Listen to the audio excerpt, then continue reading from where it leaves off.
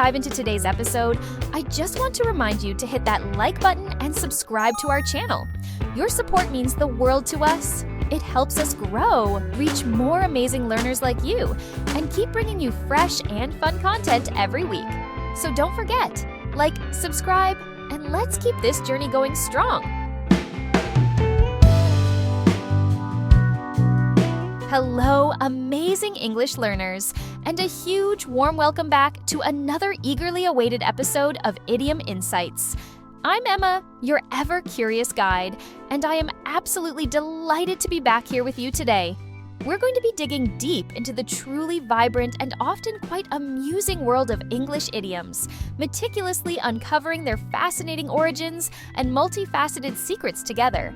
It's always such an exciting exploration, and I can't wait to get started. And I'm Jack, your dedicated co-host and resident word enthusiast, fully prepared and raring to go as we navigate the sometimes tricky, yet always interesting and rewarding waters of idiomatic language. Perhaps if I'm lucky, I'll even manage to squeeze in a decent joke or two along the way, though no promises on the decent part. It's genuinely great to be here in the Idiom Insights studio once again, Emma. And a big enthusiastic hello to everyone listening in from all around the world. We're thrilled to have your company.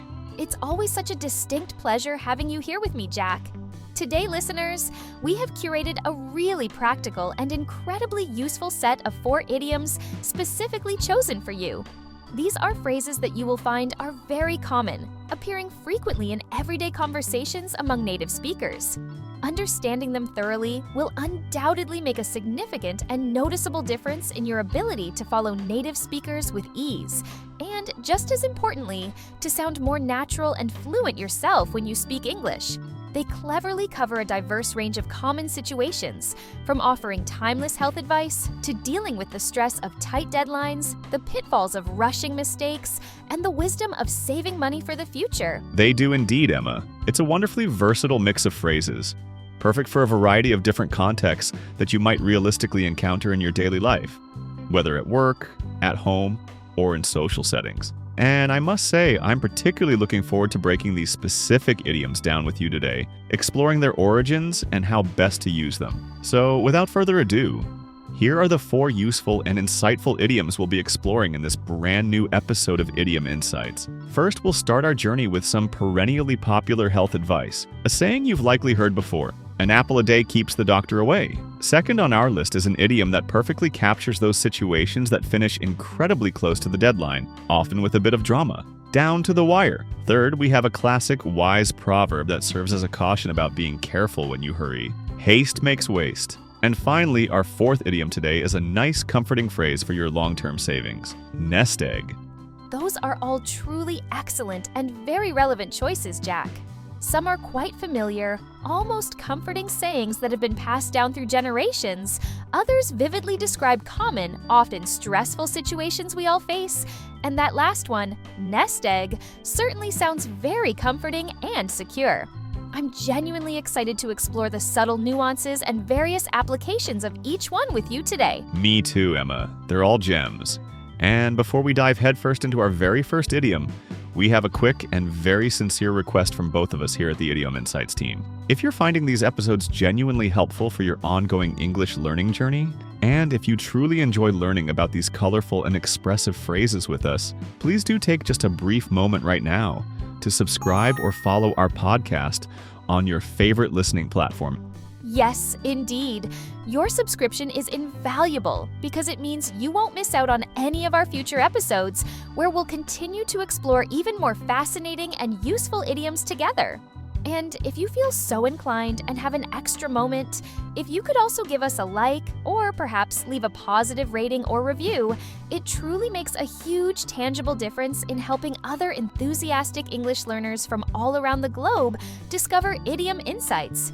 We genuinely appreciate your support so much more than words can say. It really, really does help us grow and reach more people. Thank you so much from the bottom of our hearts. All right then, Emma, are you ready? Shall we begin to peel back the layers, so to speak, of our first idiom of the day? Let's absolutely do it, Jack.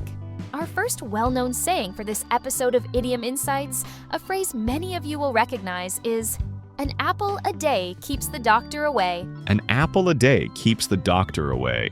Now, this sounds pretty straightforward and self-explanatory on the surface, doesn't it? It must surely mean that eating apples is particularly good for your overall health and well-being, right? But Emma, does it literally mean that you will never, ever need to see a doctor if you diligently eat just one single apple every single day of your life? That seems a bit too simple. That's definitely the core idea, Jack. You're right on that. But like most idioms, proverbs, and traditional sayings, it's not meant to be taken in a completely literal black and white sense. The saying, "an apple a day keeps the doctor away," is a traditional, widely recognized proverb that essentially means that eating healthy food, with apples serving as a prime example, is generally beneficial for your health. The underlying message is that by taking proactive care of your health through consistently good habits, you can potentially avoid getting sick as often and therefore, hopefully, avoid needing to visit the doctor quite so frequently. Ah, I see now. So the apple itself is really just a symbol, an easily understood example of healthy food, representing a broader concept of maintaining a healthy lifestyle. It's a very simple, memorable, and accessible way to encourage people, young and old, to eat more fruits and vegetables and generally take better care of their bodies so they stay well and feel their best. It's fundamentally about preventative health, isn't it? Exactly, Jack. You've hit the nail on the head. The idiom beautifully highlights the general, widely accepted benefit of healthy eating and overall healthy living. It's certainly not intended as a strict medical prescription that singles out apples as some kind of magic cure-all. Rather, it's a piece of cherished folk wisdom passed down through generations, suggesting that consistently maintaining healthy habits, such as eating nutritious food regularly, significantly contributes to good health and, as a consequence, reduces the overall need for medical care. It's a wonderfully simple, elegantly memorable rhyme that effectively encourages good health practices in an easily digestible way. It feels like a very old saying, one I've heard since I was a child. Does the specific origin matter much in its current usage, do you think? That's a good question. The phrase as we widely know and use it today actually became popular in the late 19th century, and it's believed to have originated from a similar, though slightly different, saying in Wales. However, the core underlying idea, the fundamental understanding that one's diet significantly affects one's health, has certainly been around for many centuries across various cultures. But the specific, catchy wording that we use is relatively modern in the grand scheme of things. The most important part really is the enduring meaning that small, consistent, healthy habits can contribute significantly to long-term well-being and vitality. Right, that makes perfect sense. So you could certainly use it as a gentle way to encourage someone you care about to eat healthier. For instance, if a friend of yours consistently eats a lot of junk food and complains about feeling unwell, you might kindly say, "Hey, maybe you could try eating some more fruit or vegetables. You know what they say, an apple a day keeps the doctor away." It would be a gentle, non-judgmental suggestion to help them improve their diet for the sake of their health. Precisely, Jack. That's an excellent example of its typical usage. Or, if someone you know is generally making an effort to live a healthier life by incorporating regular exercise and eating well-balanced meals, you could certainly use this proverb to support and validate their positive efforts, and to emphasize the long-term benefit of those good habits. It's a widely recognized and generally well-received piece of advice about the intrinsic value of looking after yourself properly. Okay, so to summarize this first one, an apple a day keeps the doctor away essentially means that consistently maintaining good health habits like eating healthy food and staying active helps you stay well and potentially avoid needing to seek medical attention as often. Are you ready to hear Mia and Mark use this classic piece of healthy advice in their conversation? Let's absolutely listen in. I wonder if one of them is perhaps giving the other some gentle, health-related advice, or maybe reflecting on their own habits. I'm feeling really run down and sluggish lately, Mia. I just keep getting these annoying, lingering colds one after another, and I just feel tired and drained all the time, no matter how much I sleep. I think I might need to book an appointment to see the doctor sometime next week. Oh, I'm really sorry to hear that, Mark. That's no fun at all, feeling under the weather like that. Have you perhaps thought about trying to consciously boost your immune system a bit? Maybe taking a closer look at what you're eating on a daily basis? To be honest, I guess I haven't really paid much attention to my diet lately, if I'm being truthful with myself. I've been grabbing a lot of fast food and convenience meals, mostly because I've been so incredibly busy with work, and other commitments. I completely understand being busy, Mark. We all go through those phases. But your diet makes such a profound difference to how you feel. You know the old saying, an apple a day keeps the doctor away. It's not just literally about apples, of course, but about the broader principle of making sure you're getting enough fresh fruits and vegetables, and generally more nutritious, balanced meals. Maybe you could try adding a piece of fruit to your lunch every day. Or perhaps making a big, colorful salad for dinner a few times a week. Every little bit helps. You're probably absolutely right, Mia. I know deep down that I really need to start making healthier choices if I want to stop feeling so sick and tired all the time. I can't just rely on the doctor to fix everything if I'm not actively taking care of myself in the first place. I'll definitely try adding more healthy things to my meals starting tomorrow. That's a promise to myself. That sounds like a really good and proactive plan, Mark. Remember, even small, consistent changes can make a really big difference in staying healthy and feeling more energetic in the long run.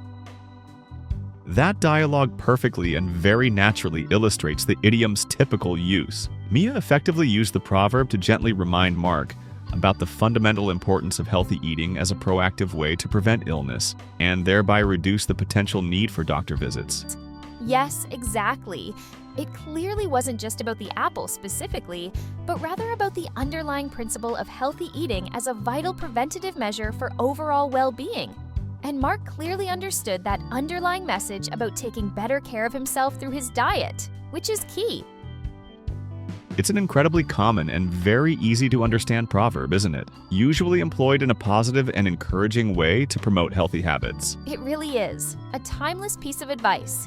So the next time you want to gently remind someone about the significant value of eating well and living healthily, you can confidently use the classic saying, an apple a day keeps the doctor away. And for our listeners, we'd love to hear about how you personally try to keep the doctor away with your own healthy habits. Do you have any favorite tips or perhaps some interesting thoughts on this particular idiom? Please share them in the comments section below this episode. That's a great idea, Jack. Let's move on now to our second intriguing idiom in this episode of Idiom Insights. This one is all about things finishing right at the very last possible moment, often with a sense of drama. Indeed. Our second idiom today, which I think many will find relatable, is down to the wire. Down to the wire. This immediately conjures up an image of a finish line in a race, doesn't it? Like watching horses thundering down the track, running neck and neck all the way to the very end, with a thin wire marking the finish. That's exactly where this vivid idiom comes from, Emma. You've pictured it perfectly. In the history of horse racing, there used to be an actual wire stretched across the track at the finish line, primarily for the photo finish camera to capture the precise order. When a race was incredibly close, the horses would be practically indistinguishable, neck and neck, right up to that crucial wire. So, the idiom down to the wire means that a situation, especially a competition, a tense negotiation, or a pressing deadline, is not decided, resolved, or finished until the very last possible moment. Everything remains uncertain or needs to be completed right at the very end. Ah, I see. That paints a very clear picture. It strongly implies a great deal of tension, suspense, and uncertainty leading up to the final conclusion or outcome. Everything is effectively up in the air, hanging in the balance, until the very last second. It's like a closely contested election where the final result isn't clear until all the votes are painstakingly counted, right at the very, very end. You could definitely say that such an election went down to the wire. Precisely. That's a perfect example. Or imagine if you're working on a critically important project with an extremely strict deadline, and you find yourself working frantically, pulling out all the stops right up until the exact moment the deadline hits, just to finish it. In that scenario, you are taking the project down to the wire. It certainly wasn't finished comfortably ahead of time. It was completed at the very last possible heart-pounding moment. It definitely and powerfully conveys that acute sense of a tight deadline or a very close contest, where the ultimate outcome is not decided or known until the final, crucial moment. It often implies a palpable feeling of intense pressure, mounting excitement, or even anxiety due to the inherent uncertainty and the severely limited time remaining. Absolutely. You could easily use it when talking about thrilling sports matches that are incredibly close and undecided, until the final whistle blows, or complex business deals that aren't officially agreed upon until the final hour of intense negotiations. You might even use it more casually, like trying to catch a train when you arrive at the station, just mere seconds before it pulls away from the platform. That's really cutting it fine, truly taking it down to the wire. It's a very common and highly descriptive idiom for accurately portraying situations characterized by a high degree of suspense, urgency, or a nail-biting finish, precisely because everything depends on what happens right at the very end. So, to put it concisely, down to the wire means that a situation, contest, task, or decision is not fully decided, completed, or finished until the very last possible moment, with no time to spare. Are you ready to hear Mia and Mark use this dramatic idiom when discussing a pressing deadline? Let's definitely listen in. I have a strong feeling they might be talking about a project that's taking considerably longer than initially expected, creating some stress. Hi, Mark. I was just wondering, how's that crucial presentation for the big client meeting tomorrow morning coming along? Are you all finished up, polished, and completely ready to go? Hi, Mia. Oh, finished? I sincerely wish I was. It's turned out to be a much bigger and more complex task than I originally anticipated, especially getting all the intricate data compiled accurately and the numerous slides designed effectively. I'm actually still working on the final sections right now as we speak. Really? But the meeting is first thing in the morning, bright and early. It certainly sounds like it's going to be down to the wire for you to get everything completely ready and proofread in time. That's cutting it close. It absolutely is, Mia. I'm pretty much resigned to pulling an all-nighter tonight, I think. It's looking unavoidable. I'll probably be meticulously reviewing the slides and making those inevitable last-minute changes and tweaks right up until the moment I have to leave for the office in the morning. It's definitely, without a doubt, coming down to the wire on this particular one. Goodness gracious, Mark. That sounds incredibly stressful. Well, I truly hope you manage to get at least some rest, even if it's just for a couple of hours. Best of luck with finishing everything up. You can do it. Thanks so much, Mia. I think I'll definitely need all the luck I can get. I'm really feeling the pressure mounting now.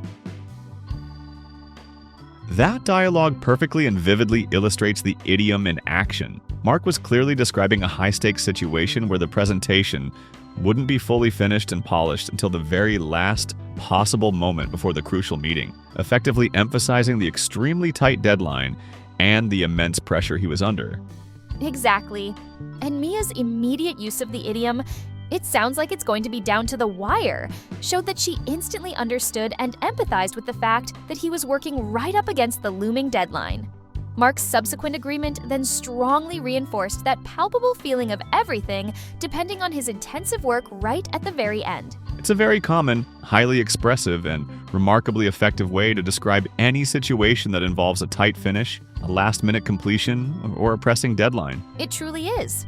So, the next time you find yourself involved in a close competition, a tense negotiation, or a demanding task that isn't decided or completed until the very end, or if you're simply rushing to meet an urgent deadline, you can accurately say it's going down to the wire.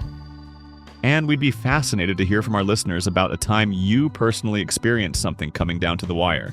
Was it an exciting and exhilarating experience, a terribly stressful one, or perhaps a mixture of both?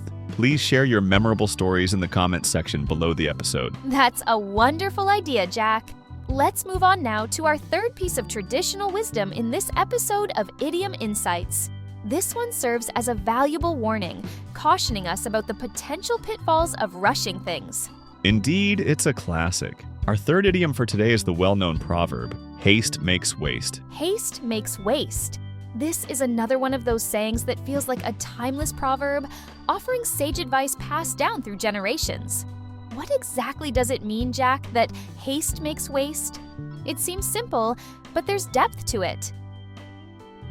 This is a true classic, Emma, and its meaning is incredibly practical and universally applicable. Haste makes waste essentially means that doing things too quickly, or rushing through tasks without due care and attention, often results in mistakes, errors, shoddy workmanship, or general inefficiency. When you hurry too much, you are significantly more likely to mess things up, accidentally ruin materials, or simply do a poor quality job. This, in turn, means you often have to spend more valuable time, additional effort, or even more money to fix the problems you created, or in some cases, even start the entire task over from scratch. So your initial rushing ultimately leads to waste. A waste of precious time, a waste of energy and effort, or a waste of valuable resources. I understand completely. It's a clear and direct warning against the perils of rushing, primarily because rushing so often leads to bad or suboptimal results that actually end up costing you more in the long run. It's like if you try to clean your entire house very, very quickly before guests arrive. In your hurry, you might accidentally knock over a vase and break it, you might miss cleaning important spots that are then obvious, or you might use too much cleaning product incorrectly, leaving streaks. In the end, you have to spend more time and effort carefully fixing the broken item, cleaning those missed spots again properly, or redoing the streaky surfaces. Your initial haste directly led to unnecessary waste. Precisely. That's a perfect illustration. Or consider if you're composing an important email to a client or your boss, and you type it out very quickly without taking the time to proofread it carefully. In your haste, you might make embarrassing spelling errors, critical grammatical mistakes, or convey the wrong tone, all of which can make you look unprofessional or careless. You rushed, and the waste in this scenario is the negative impression you create or the extra time and effort required to send a corrected follow-up email. It's almost always better to take your time, be methodical, and do something carefully from the outset to avoid such preventable mistakes. It's such a simple yet profoundly important piece of advice, reminding us that sheer speed isn't always the most important factor in completing a task. Accuracy, quality, attention to detail, and avoiding errors are often far more crucial for a successful outcome. And those valuable things typically require patience, focus, and careful attention, not frantic rushing. You could certainly say this to someone you observe who is rushing through a task and clearly making mistakes as a result. You might notice them working far too fast and perhaps gently say, "Just be careful there. Try not to rush so much." Remember, as the old saying goes, haste makes waste. It would serve as a kind, gentle warning to slow down and be more meticulous. It definitely has that distinctive cautionary and advisory tone. It's fundamentally about the wisdom of slowing down, being deliberate and methodical in your actions, and paying close attention to important details to ensure a good, high-quality outcome the first time around, thereby avoiding rework. So, to sum it up, haste makes waste is a well-known proverb, meaning that rushing or acting too quickly often leads to mistakes, poor results, or inefficiencies, which ultimately cost you more time, effort, materials, or other resources in the long run. Are you ready to hear Mia and Mark use this insightful idiom in their conversation? Let's absolutely listen in. I wonder if one of them is perhaps pointing out a specific mistake that was clearly caused by rushing. Or maybe one of them is lamenting their own rushed error. Oh no, just look at this mess.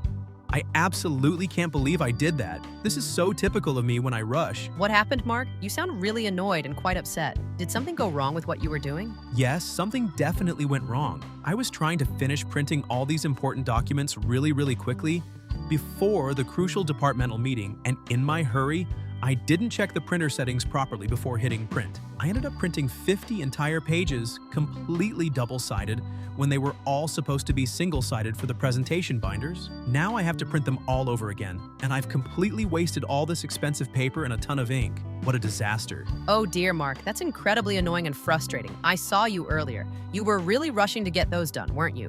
You were typing commands and clicking that mouse so incredibly fast. I know. I was desperately trying to save a few minutes, but it has completely and utterly backfired on me. Now I've ended up wasting far more time, effort, and valuable office resources than if I had just taken a few extra seconds to calmly and carefully check the settings properly in the first place. I feel so foolish.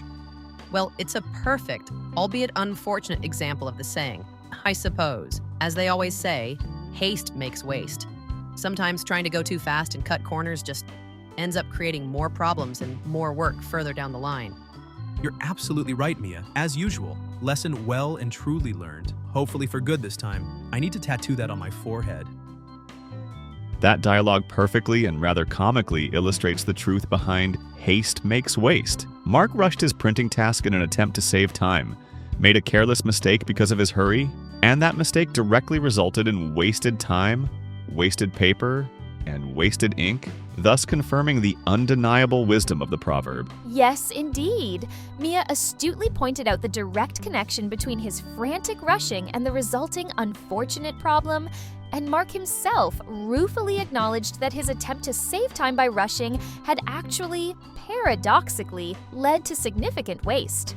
It's a very clear and relatable application of the idiom. It's such a timeless and universally relevant piece of advice, isn't it? Essentially, slow down, be careful, and get it right the first time. It really is.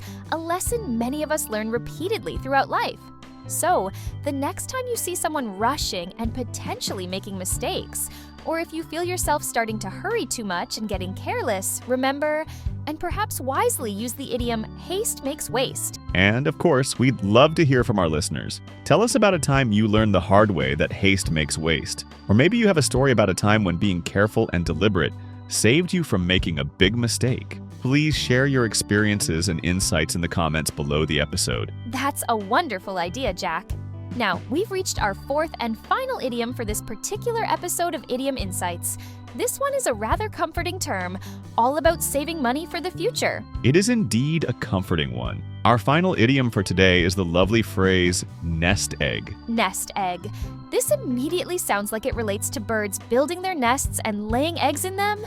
It's a very gentle image. How does that imagery connect to the world of money and savings, Jack? That's precisely the evocative image the idiom cleverly uses, Emma. A nest egg, in financial terms, is a sum of money that you diligently save and carefully put away, specifically for use in the future. The image, as you guessed, comes from an old, perhaps somewhat old-fashioned now, farming tradition of placing a real or artificial egg, a nest egg, in a hen's nest. The purpose of this was to encourage the hen to continue laying more of her own eggs in that same safe spot. This special nest egg wasn't for using or eating immediately. It was strategically placed there to encourage future production and growth. Similarly, your financial nest egg is money you save and ideally invest, allowing it to grow over time so you can use it in the future, often for a significant, specific purpose, like ensuring a comfortable retirement. Ah, I see. That's a fascinating origin. So it's essentially money that is carefully saved and specifically intended for a long-term goal, not for everyday spending or immediate gratification. It's like a foundational sum of savings that you consistently add to, nurturing it and hoping it will grow and multiply over time, just like the fake egg encourages the hen to lay more real eggs, increasing the flock. And the most common use of this term is for retirement savings, isn't it? That's where I hear it most often. Yes, that's definitely the most frequent and widely understood context. People very commonly talk about diligently building their nest egg for retirement, meaning the total accumulated amount of money they have carefully saved up and invested, which they plan to live on after they stop working. However, it can also be used more broadly for other significant long-term savings goals. For instance, someone might be saving up a large amount of money to form a nest egg to buy a house, to start their own business, or perhaps for their children's future college education. Essentially, it's a substantial lump sum of money saved and earmarked for a specific future need or aspiration. It certainly implies a significant, often substantial amount of money that has been patiently and purposefully accumulated over a considerable period of time. And it also suggests that this money is being carefully protected, nurtured, and hopefully grown, all for a clearly defined future need or desire. It's definitely not just everyday spending money or pocket change, it's a dedicated, almost sacred fund. So if someone tells you they are diligently saving money for their nest egg, it clearly means they are systematically accumulating savings for a significant future purpose, with retirement being the most likely but not exclusive goal. It's money you generally don't touch or dip into now, but rather let it grow and compound for later use. Exactly.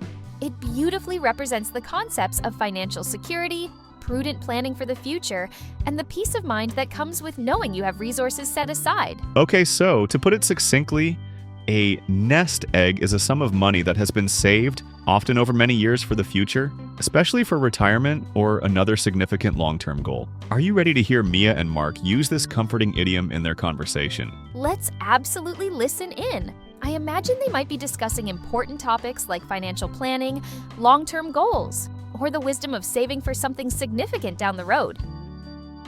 Hey, Mark, I was just sitting here thinking about the future, and it's a bit daunting. It feels like retirement is so incredibly far away, almost in another lifetime. But then again, everyone always says it's so important to start saving for it as early as possible. You're absolutely right about that, Mia. It might seem incredibly distant now, especially when we're younger. But time really does fly by, and the sooner you start saving, even small amounts, the better off you'll be in the long run thanks to the power of compounding. I actually started putting away a manageable amount from each paycheck a few years ago, even if it didn't feel like much at the time, into a separate, dedicated savings account. That's really smart and disciplined of you, Mark. Are you saving for something specific in the short term, like a holiday or a new car, or is this fund primarily for the long run, looking much further ahead? It's definitely primarily for the long run, Mia. My main financial goal at the moment is to steadily build up a decent, comfortable nest egg specifically for my retirement. I really want to make sure I have enough money saved so I can live comfortably and without constant financial stress when I eventually stop working. I want to be able to enjoy those years. It's essentially my future security fund, my peace of mind. That makes perfect sense, Mark, and it's very responsible. Thinking of it as consciously building your nest egg really does give it a very clear and tangible purpose. It's money specifically set aside and nurtured to support you later in life. It's actually quite inspiring to hear that you've already started and are being so proactive.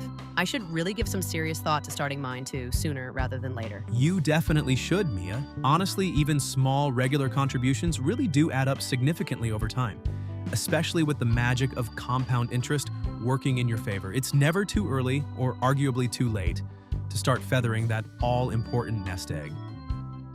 What a great and very relatable conversation, perfectly illustrating the idiom nest egg. Mark clearly and articulately explained that his savings were specifically designated for his future financial security, his retirement, his nest egg, effectively differentiating it from money intended for current expenses or short-term wants. Yes, precisely.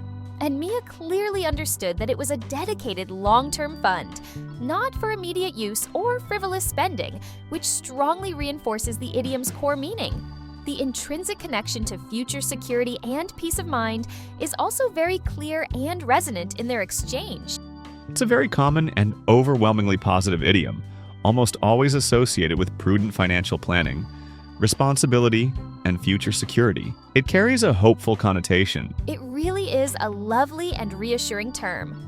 So, the next time you find yourself talking about saving money for your retirement or for another important long-term goal that will provide security in the future, you can confidently and appropriately use the idiom nest egg. And for our final listener interaction today, we'd love to hear about your own plans or thoughts on building a nest egg. Or perhaps you have a specific question about this particular idiom or its usage. Please feel free to share your thoughts, plans, or questions in the comments section below this episode. We always genuinely appreciate and enjoy reading all your comments and insights.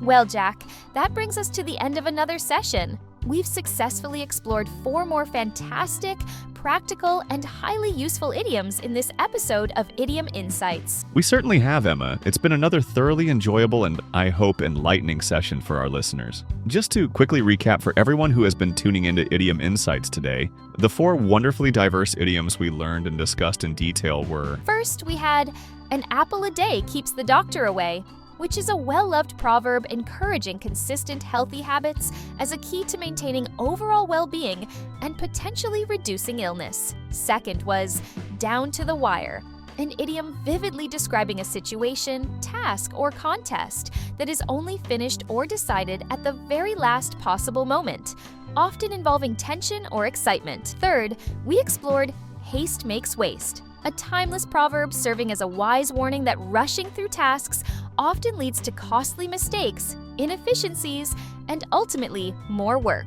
And finally, we discussed nest egg, a comforting term referring to a sum of money that has been carefully saved and set aside for the future, especially for retirement or another significant long-term financial goal. That's 4 more great, versatile idioms to add to your ever-expanding English vocabulary. Remember, listeners, the very best and most effective way to make these idioms a natural and fluent part of your English is to be brave and try using them yourself whenever you get an appropriate chance. Don't be shy. Give it a go. Absolutely, Jack. That's spot-on advice. Actively think about situations in your own life where you could naturally and appropriately use one of these phrases, and then try incorporating it into your speech or writing. Consistent practice is truly key to mastery. And if you genuinely enjoyed learning with us today, and we sincerely and wholeheartedly hope that you did, please do consider giving this episode of Idiom Insights a like, a thumbs up, or perhaps even leaving us a glowing positive review on your podcast platform of choice. Your support helps us immensely in reaching more learners like you. And of course, please make sure you hit that subscribe or follow button for Idiom Insights so you don't miss out on any of our future episodes, where we'll continue our exciting journey together, exploring the colorful, quirky, and often surprising world of English idioms. We have so many more to share. Thank you all so very much for joining us today and for your continued enthusiasm. It's truly been a distinct pleasure having you with us on Idiom Insights. We appreciate you dedicating your time to learn with us. Keep learning with curiosity, keep listening attentively, and we'll look forward to talking to you again next time. Goodbye for now, everyone. Happy idiom hunting. See ya! Take care!